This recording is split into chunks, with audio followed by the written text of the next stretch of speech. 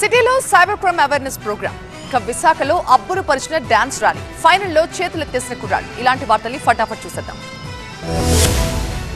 హైదరాబాద్ లోని రాధాస్వామి సత్సంగ్ దయాల్బాగ్ సత్సంగ్ భవన్ లో cyber crime awareness programme నిర్వహించారు నార్త్ జోన్ పోలీసులు. ఈ అవేర్నెస్ కార్యక్రమానికి north zone additional DCP Ashok తో పాటు చీఫ్ సెక్యూరిటీ అధికారులు, వివిధ శాఖలకు సంబంధించిన ప్రభుత్వ ఉద్యోగులు, పెద్ద ఎత్తున విద్యార్థులు హాజరయ్యారు. సైబర్ క్రైమ్ ఎలా జరుగుతోంది, ఎన్ని విధాలుగా జరుగుతోంది, వాటి నుంచి ఎలా అప్రమత్తంగా ఉండాలి, ఇలా అన్ని అంశాలపై పూర్తి అవగాహన కల్పించారు. కేటుగాళ్లు ఎక్కువగా రిటైర్డ్ ఉద్యోగులను టార్గెట్ చేస్తున్నారని, దీంతో వాళ్ళు ఇంకా కేర్ఫుల్ గా ఉండాలంటున్నారు అధికారులు. చైల్డ్ సెక్సువల్ అబ్యూస్ మెటీరియల్ చాలా ఎక్కువ సేల్ అవుతుందండి టెలిగ్రామ్ యాప్ లో.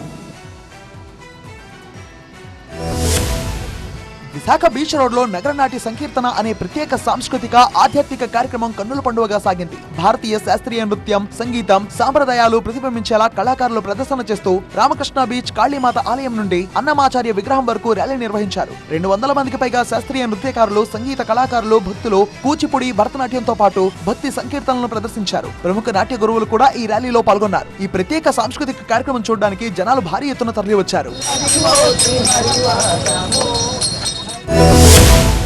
అండర్-19 ఆసియా కప్ విజేతగా పాకిస్తాన్ నిలిచింది. టోర్నీ ఆశాంతం జైత్రయాత్ర సాగించిన భారత్ కీలకమైన చివరి పోరులో చేతులెత్తేసింది. దీంతో బ్యాటింగ్, బౌలింగ్ విభాగాల్లో సమిష్టిగా రాణించిన పాకిస్తాన్ 191 పరుగుల భారీ తేడాతో ఇండియాపై గెలుపొందింది. మ్యాచ్ లో తొలుత బ్యాటింగ్ చేసిన పాక్ నిర్ణీత 50 ఓవర్లలో 8 వికెట్ల నష్టానికి 347 పరుగుల భారీ స్కోర్ చేసింది. యువ బ్యాటర్ సమీర్ మిన్హా 172 పరుగులతో చెలరేగాడు. అనంతరం 348 పరుగుల కొండంత లక్ష్యంతో బరిలో దిగిన ఇండియా 26.2 ఓవర్లలో 156 పరుగులకే ఆలౌట్ అయింది. పాక్ బౌలర్లో అలీ రాజా 4 వికెట్లతో ఇండియా పతనాన్ని శాసించాడు. టోర్నీ మొత్తం విజయాలతో దూసుకువెళ్లిన ఇండియా చివరి అంకంలో ఓడి నిరాశగా ఇంటి ముఖం పట్టారు.